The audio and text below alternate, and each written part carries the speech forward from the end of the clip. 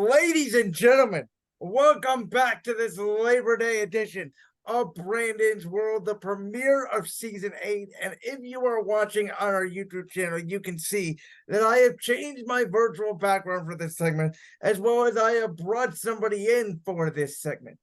And this is something that I have teased for the last couple of months.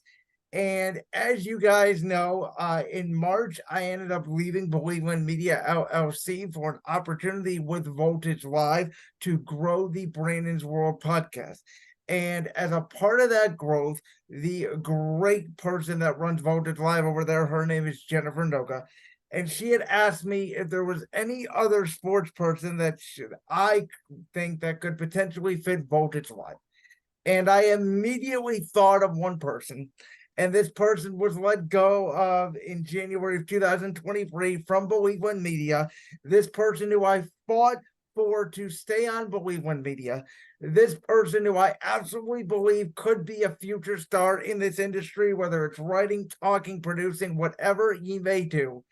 This person is an incredible person. And, I've been thinking about doing a debate show for years. And as you know, I had a great partnership with the great Joey Schneider, formerly Believeland Media as well. We had the All Things Chaos podcast. It was a great time. I've hosted multiple podcasts throughout my career before Brandon's World with my buddies, whether it's the Bottom Line podcast or the No Holds Barred podcast, that really went nowhere. And so when, me and this person really started connecting, I realized that we had potential to make a real debate show if we did it right. So we ended up sitting down together in a little pancake shop about 5 minutes away from my house 6 months ago. And we discussed this idea. And today I am proud to announce that this idea has come to fruition. Because as you've seen on all of our social media posts, officially beginning on September 5th, that is tomorrow, 2023, Tuesday, 6 p.m. Eastern Time. Me and this person for 1 day a week, for 1 hour a week, will go head to head debating all things sports, whether it is the NFL, whether it is professional wrestling, whether it is the NBA, whether it is Major League Baseball, whatever sport you can think of, we will be debating it. And I have never been so proud of my wife, so esteemed. I believe this is going to work. I believe this is going to be something that could revolutionize sports media. And I am very proud in my young career to introduce my co-host for championship rings, once again launching tomorrow, September 5th, 2023 at 6 p.m. Eastern. Ladies and gentlemen, the host of the Ungar to the Max YouTube channel. He has been on this podcast before. The one and only Joshua Ungar. Good God, that was a long introduction. But what's up, buddy? I told you it was going to be a long introduction before we started this recording, but how was that? Pretty good. Well, I will say this.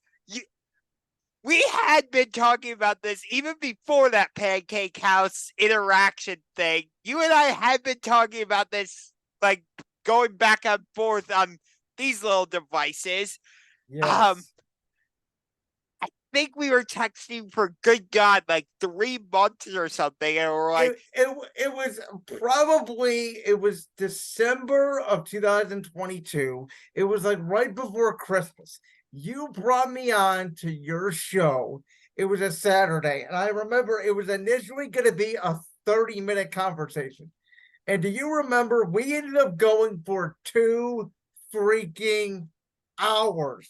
Just going and go. And that at that point is when I think we both realized we have something here.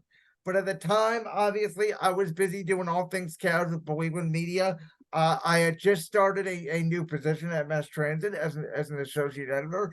And so the timing did not work out. And that was my one concern, because as I've always said, I've wanted to do a debate show for years. I've done it with friends. But just, we would do 5 or 6 episodes during the NFL season, and then someone's schedule, and it just would not work out.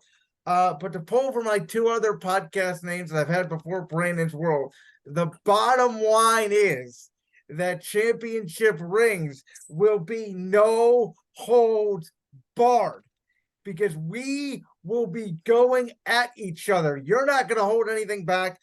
I'm not going to hold anything back. That's just our personality. Would you expect anything else from either one of us? Exactly. Which is why, as I've told you before, and I said when we were doing our trial run on championship rings, I have been compared, fairly or not, in my young broadcasting career to the one and only Skip Bayless.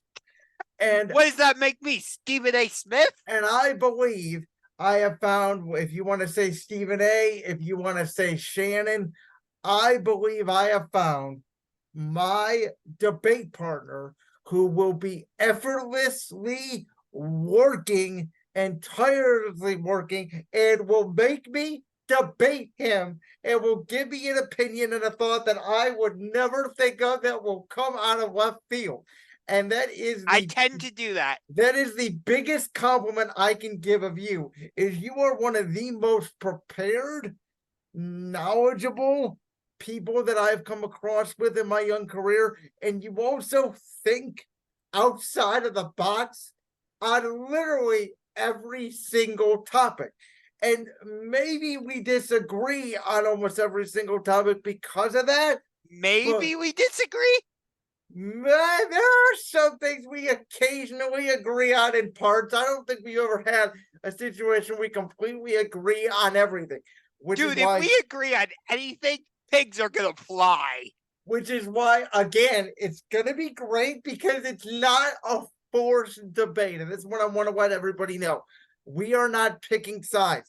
We are not saying what we are going to say before we come on the air. All the conversation me and Josh are going to have is, do you like this topic? Yes, no, can we substitute it? That's it. We're not going to write down what we're going to say. We're not going to give bullet points. We're not going to give none of that.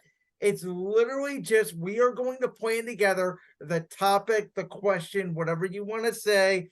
And usually, probably Josh will go first because I will be a little impatient. And then we will let loose, and it's going to be a hell of a time. And I cannot wait. And I am going to bang my fist on this desk so hard on September 5th. I may have to get a new desk. Ladies and gentlemen, this is going to be a debate show that you're going to want to listen to September 5th, 6 p.m. Eastern time, every Tuesday night. And I want to make this point as well. This is not a set in stone that we're only going to do once a week at this time. If we get more subscribers, if we get more time, we're building our following. There is potential for us to, if there's a holiday in there or whatever, I have off work, Josh has off work, whatever the case may be, we may do an extended version, or we may do, more shows throughout the week as we grow this podcast. Me and Josh's both goal in starting a podcast for myself, for Josh's YouTube channel, is to obviously be doing this full time one day. We both went to certain schools, Josh, the Ohio Media School, myself, Kent State University, to do this. And, 2 years ago, we didn't even know each other. And here we are, and it's like, thank you, God, for putting us together. I know, right? So you want to give them a little taste of what's happening on September 5th, huh? I do want to give them a little bit of taste. So I have been debating on what topic we're going to do, because we're going to spend a lot of time on championship rings on the National Football League, which we are both very well versed in. Again, as I always say, the NBA season really, to be honest with you, starts about February. Even though the regular season is obviously in October, the real NBA don't start until about the trade deadline. March Madness is only about a month. Josh is not, as versed in baseball, and I'm not even as versed in baseball as I should be. So the majority of our topics are going to be, at least in the fall, on the NFL and professional wrestling, which we have very different opinions on. So I thought, and he's the WWE fan, I'm the AEW fan. Correct. And so I thought what was a topic that we're probably not going to get to on Championship Reigns in our opening, show? We're probably not going to talk about it a lot. It may become a topic if it becomes more advanced than what it is right now. But that, Josh, is a topic that I have talked about a lot on my podcast, because it really is, for a non AEW watcher, fascinating to just read and watch about. And that is the one and only Phil Brooks, aka Chick Magnet, aka CM Punk. Because CM Punk, not only when he came back from AEW to lead Collision in June, some people thought, CM Punk's not going to be on his BS and yada, yada, yada. He's going to be fine. He's going to lead AEW Collision. And what do you know, ladies and gentlemen?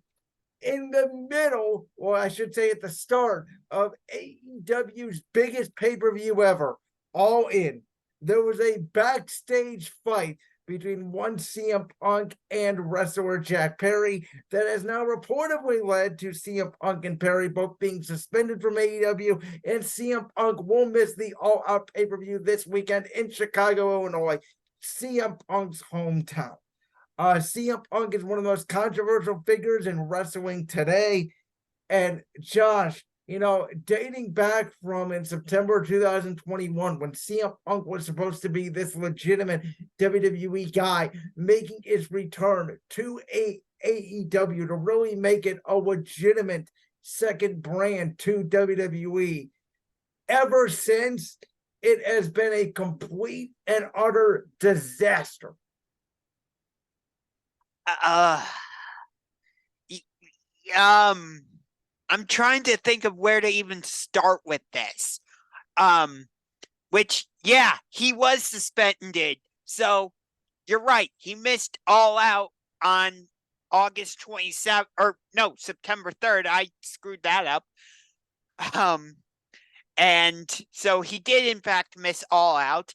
And he's also going to miss AEW's Collision debut at the Rocket Mortgage Fieldhouse in downtown Cleveland on Saturday, September 9th, which I will be at that show. So hopefully my boy Ricky Starks is there. But in terms of this whole thing, I'm trying not to fully unleash on this, because that's how strong my feelings are of this guy. I really don't like him at all. He started out okay. Like, I liked his feud with Darby Allin. His story with Eddie Kingston was good. I got really invested into his program with MJF. And then it all went bad with Hangman Adam Page. And I'm not going to get into all of that because it's just too much of a spider's web, basically. And then you have, the brawl out at All Out last year. And there's people who say that whole thing is a work, and we'll never know what the real story is. That can't be a work. I'm sorry. There's people that are trying to say, if that was a work, then what is this? I mean, that's the way I take it. It's the same scenario, it's the same situation. And in my opinion, and I have been very, very, very, and I'm not using this as a little extra. I mean, I have been very, very, very critical of AEW owner, general manager, and head of creative Tony Khan. I think that this proves, in my opinion, that Tony Khan is not a legitimate leader. If I was Tony Khan, I would have let CM Punk go back in the last year. I said it on the air. I would have not let CM Punk come back. You knew the can of worms this was going to open. CM Punk has never changed. He has always been this outspoken guy. It's the reason why he quit WWE in 2014. He didn't change over that 7-year period. He wants to be the star of the show, and he wanted to come back to AEW, be their world champion, be their star, and then he got hurt. And when CM Punk got hurt, the whole game changed. Because as you know, in wrestling, and it's very, very true, Josh, there's a lot of people in wrestling that get hurt, but once you get hurt, you may never return back to that top spot. You are forgotten about when you are off TV because there's so much competition. And it was already starting to brew a little bit with CM Punk in the locker room. He was starting to rub people the wrong way. The All Out incident was the final straw for Kenny Omega, Hangman Adam Page, and the Elite. And then they try to bring him back, and they try to do what they call a soft brand split, even though we all knew basically Collision was created to keep CM Punk and the Elite away from each other, and the fact that TBS wanted Punk a part of the show to make it a legitimate star power on a Saturday night, very hard with TV competition. College football and UFC pay-per-views And and sometimes WWE premium live events, such as last Saturday when we got WWE Payback. As well as Collision, and then of course All Out. It's always Labor Day weekend. Always seems to be a crazy time for professional wrestling, but that is where we're at. I think that this reflects poorly on Tony Khan. I don't think CM Punk should come back. And for the record, there's a lot of speculation out there that if he does get released or bought out, whatever word you want to use from AEW, that WWE would jump at him like this to get him back. I don't believe that's the case. Him and Triple H had just as many problems when he was there as Punk and Vince McMahon. I don't think Triple H wants him back. I don't think many of the roster over there wants CM Punk back. Morale in WWE right now is at almost an all-time high since Vince McMahon left in July of 2022. WWE He didn't actually leave, though. You could He tell. left for 6 months. Come on, Josh. He did leave for 6 months completely. And yes, you could absolutely tell. For that period, yes, come on. Between July and January 2023, there was no sight of Vince McMahon. And we absolutely, by the way, know that to be true. And so I don't think the WWE roster wants him back. WWE is doing great right now in their live events, in their TV ratings, in their marketing. Everything is on the up and up for WWE. We'll see what happens with the UFC and WWE merger comes into play.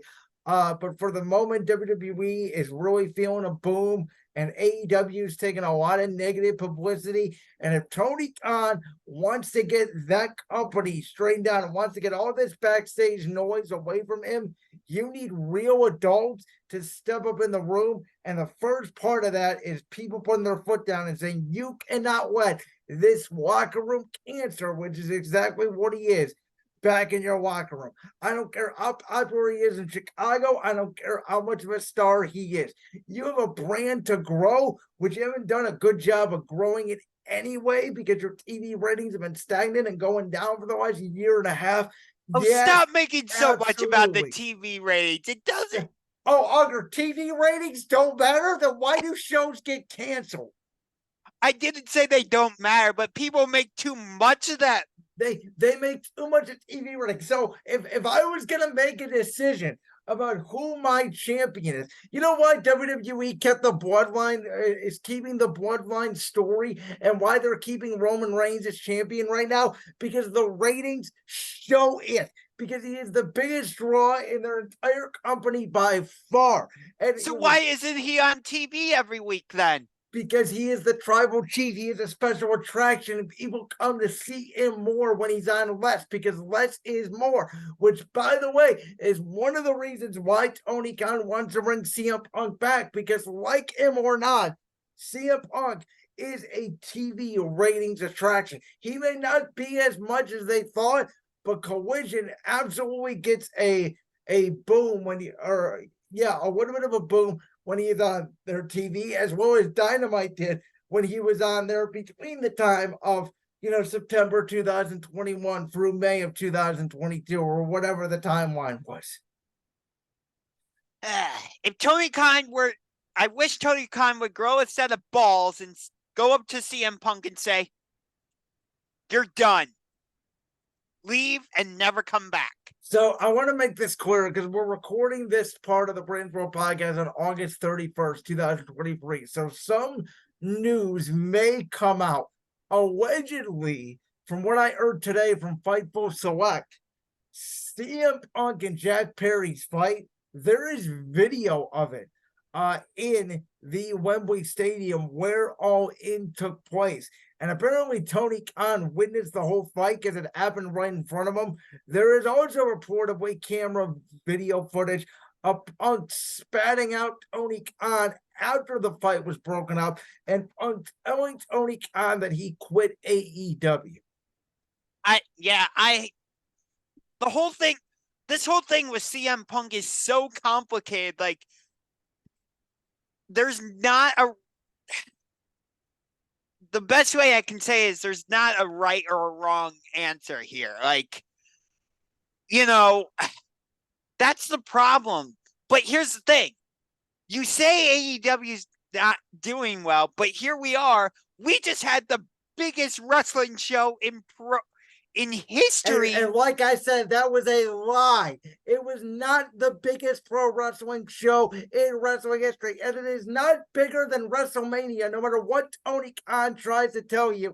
It's not. It's the biggest lie I ever heard in the history of the world. AEW doesn't even come close to WWE. If WWE wanted to do a show in Wembley Stadium, which, by the way, the only reason why they didn't is because they were paid by the Cardiff government to do Clash of the Castle in Cardiff, or they were going to do it at Wembley Stadium. WWE would have sold over 100,000 tickets. It would have been bigger than WrestleMania 32. So yet Tony Khan can have his day that everybody in London came to watch AEW because London fans are great.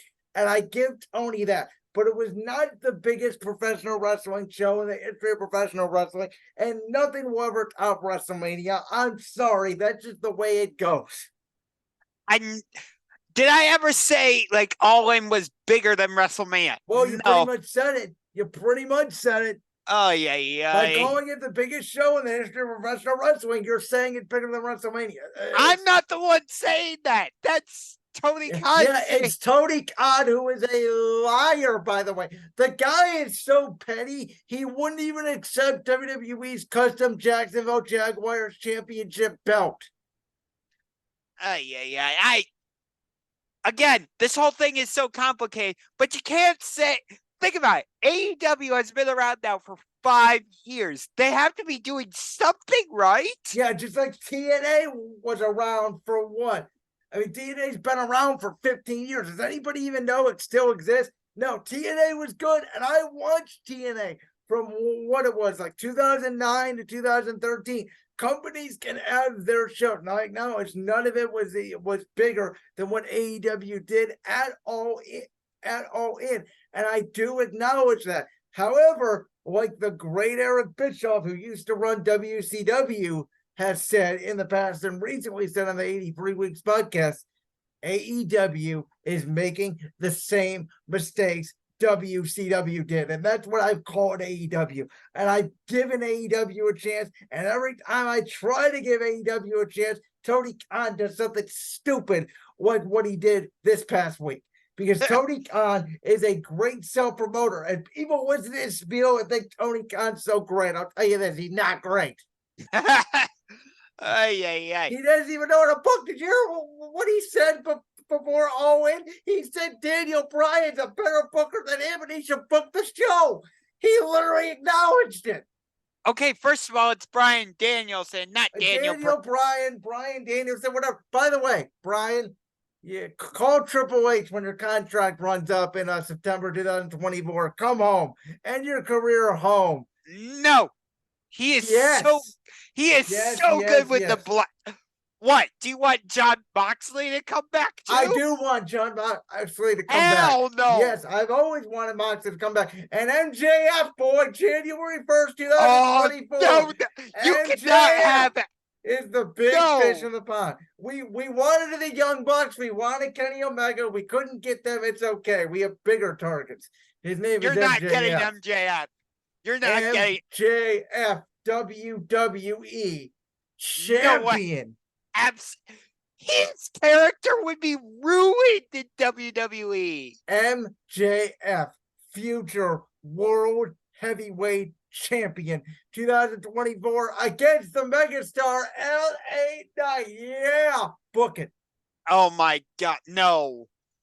First of all, why did they do? Okay, I gotta ask you this: why did they do the feud between Miz and LA Knight? Why? That's it. You don't even like this. It's one of the best feuds they have right now on television. Okay, no, I'm not saying that as as to hate on WWE because I like both companies, but like, what do you not like about the feud? It's just not. For me, it's not captivating. You know why? Because you don't like sports entertainment. You are more about the in-ring professional wrestling part. That is not true. Yes, it is. About having 5-star banger matches. That's what you guys all love Dave Meltzer's rating system. I don't care about Dave Meltzer's rating system. I really don't. But like, here's the thing. I feel like Miz is past his prime. Oh, he's past prime. He's only one of the best microphone speakers in WWE right now. But that's all he is. That's all he is. Did you not see the match he had a couple like right before SummerSlam against Ricochet? It was one of his best TV matches in recent memory. Honestly, right now, Monday Night Raw, I'm trying to get into it. It feels like it's falling off. Because you have the attention span of like 5-year-old, and this is no disrespect to you, but I'm just saying you have the attention span of a modern child where it's like we gotta look at our phone every 5 seconds or we don't know what's going on. I have the capability to sit back, let the show play out. Oh my God. My opinions. Let's take a month or two. Let's watch everything unfold. I am about the payoff. Not all this show sucks. Fire everybody after one show or 2 shows. Okay, I don't have a instant reaction like that. I try to give the storylines a chance. I legitimately do. But like, other than let me ask you this. Other than the Judgment Day storyline, which I'm actually finding very interesting, and I like that storyline much better than the Judgment Day, I like the Judgment Day storyline much better than the Bloodline story. That's a hot take. The Bloodline story, it hasn't been good since Sami Zayn left. I'm sorry. I got no comment there. I'm sorry, but like, once Jey Uso pinned Roman Reigns at Money in the Bank, you knew he wasn't going to beat Roman. I agree, and I called Jimmy Uso turning on Jey. By the way, I picked the whole SummerSlam card. You can ask my brother; he was there watching with me, and you can go back and look at my predictions. I correctly predicted every single SummerSlam outcome. The only thing that I did not predict was I thought Damian was going to cash in, not Io Sky, but I said there was going to be a cash in. Besides that, I predicted every single winner, every single how it was going to happen. I literally predicted that entire card. So you predicted Logan Paul would use brass knuckles. I didn't predict he would use brass knuckles, and I predicted he would win by cheating. So technically, yes, I did. And by the way, my God. Just because something is predictable doesn't mean it's bad. It's what I try to explain to people. I get it. But like, you know, the Jimmy Uso thing was supposed to get a big reaction. For me, it didn't, because I'm like, well, I kind of expected something like that to happen. Well, it's going to be a slow build. I think they're going to try to do what they did with Ray and Dom last year, and I don't know what they can do with. One-on-one, Jimmy J, WrestleMania 40, Philadelphia, Pennsylvania. That's the only stage big enough for that match. So I think they're going to try to do it. We'll see if they can pull it off. All right, well, I'm getting sweaty up here, and it's only been about 25 minutes. So make sure you check in the championship rings on Tuesday, September 5th, because we're going to have 35 more minutes to go where we debate all things NFL, NBA, and all things sports. Our first show where we're going to be talking Lions, Chiefs. Who's going to be the winner? Plus our Super Bowl prediction, and who could be dark horse Super Bowl contenders, as well as we look to week 1. What's our favorite games on the docket? And that will be it. Thank you, Josh Ungar, for coming on. I cannot wait. Championship rings, ladies and gentlemen, Tuesday, September 5th, 6 p.m. Eastern Time. Link will be in the description. Like that clip from the Brandon's World podcast? If so, make sure you go down there and hit that subscribe button. While you're down there hitting the subscribe button, make sure to also hit the notification bell so you never miss another upload. And make sure you check out all the other clips from the Brandon's World podcast right here on YouTube.